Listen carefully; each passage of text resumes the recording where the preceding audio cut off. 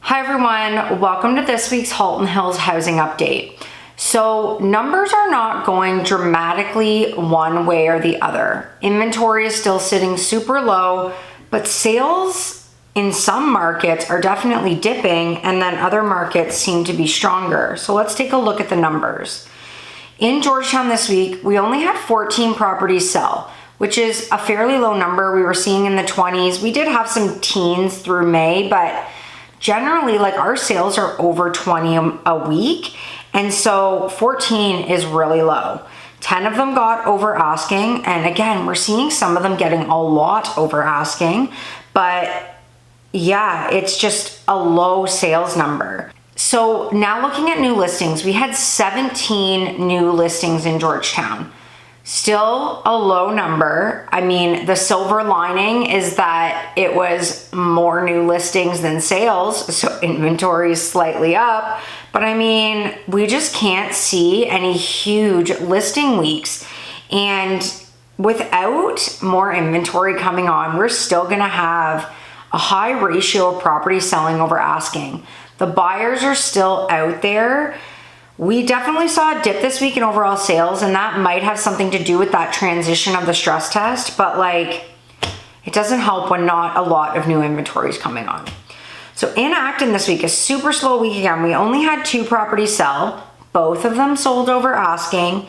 Interestingly, in Acton, we had 7 new listings. So that's a lot for Acton. Inventory is going to be up there. So interesting to see that our sales aren't going crazy in Acton, especially because it's lower price points there. In Glen Williams this week, we had 2 properties sell and 2 new listings. In Limehouse, we had 2 sales and no new listings. In the rural market, we also had 2 sales. It's interesting to see higher and consistent sales in our outside markets.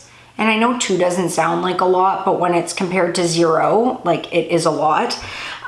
So to see that we had 2 in those markets is, again, supporting what we've been talking about. So in-town inventory is sitting really low, especially in the high price points, which are the properties that we see in Glen Williams, Limehouse, and the rural markets.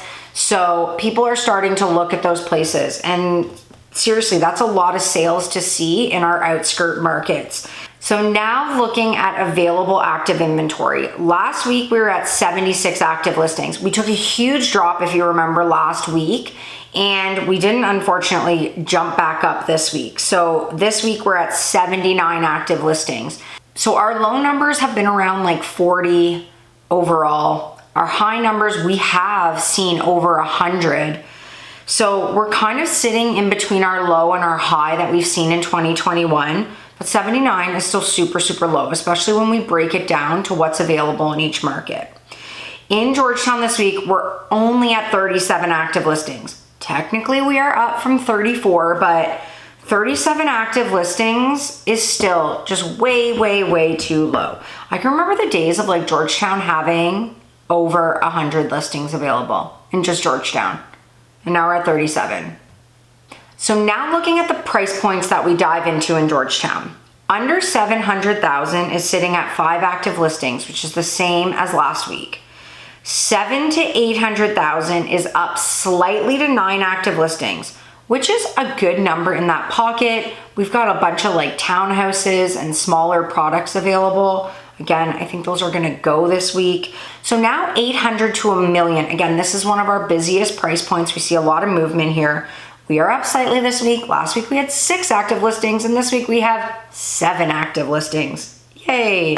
I mean, still way too low. We have a variety of products, you know, some smaller Delrex area stuff. We have a few smaller things in Georgetown South, but overall, not even close to the buyer demand being satisfied in 800 to $1 million.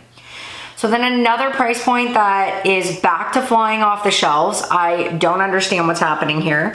So our $1 million plus, we are down from 17 to 16 active listings. So not a huge drop this week, but we were like pushing 30 active listings about a month or so ago in that price point. So seeing things dip pretty significantly over that $1 million plus price point. And so that is driving the sales in those outside markets. Rule was like dead for a whole month. Like because we had so much inventory in town. And now like Rule is starting to dip again because our competitive price point in town is scarce. So now looking at Acton. Acton is the only market that had a big jump this week. They went from 10 active listings to 15 active listings. That's quite a bit available for Acton. I don't know what's happening there. Some weeks it like blows me away, and then other weeks I'm like, why isn't anyone buying any houses there? So we're up to 15 active listings, a lot of stuff to choose from there. So if you can't find anything in Georgetown, it might be worth taking a look at what's available in Acton because there's some decent stuff there. Glen Williams is sitting high again at 6 active listings, the same as last week, but we're seeing some properties come up, properties sell there. But yeah, 6 active listings. A lot of them are over $2 million. So I mean, it's not cheap to buy here, but there's definitely some stuff available in the Glen. 6 is a really high number for there. So now looking at Limehouse. So that market was sitting super high. We were at like 5 or 6 listings, which is a lot for Limehouse.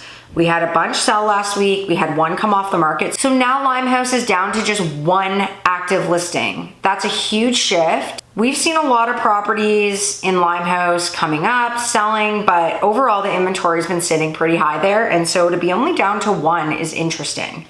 Now the rural market. We have been on a steady drop there the last few weeks because in town is scarce, and we are down from 22 to 20 active listings in the rural market. It's still a decent number from some of the lows we were seeing there, but there's just not enough inventory still across the board. So overall, I would say that no huge surprises. Aside from that, I think sales were slightly lower than I was expecting last week, but I do think there was a bit of a transition still happening from the stress test changes. Everyone had to get pre-approved and all that. I know my buyers, like everyone's still really active. Nothing has really changed and they still want to buy something. So I have lots of those. I know a lot of agents have lots of those. So we are just trying to find some inventory to satisfy some of these buyers. It feels like we might be on the cusp of something changing as vaccines are rolling out people's lives, and it definitely felt in the last week with things reopening, things were getting slightly back to normal. I mean, not even close, but like maybe this is really what it's going to take to shift our market. But we still have so many buyers to satisfy and inventory is just so low. So I am like really invested in our week to week numbers because when I think it's going to go up, it goes down. And when I think we're going to have high sales, those don't come through. So I will be back next Tuesday, hopefully with some more news for buyers that inventory is coming up. I have seen a lot more coming soon's coming. So gosh, I really hope we can start to actually be reporting a trend in a different direction. But right now it's constant bidding wars. Our ratio of properties selling over asking is still super high. So I'll be back next Tuesday to see what happens this week in Halton Hills real estate. Have a great week, everyone.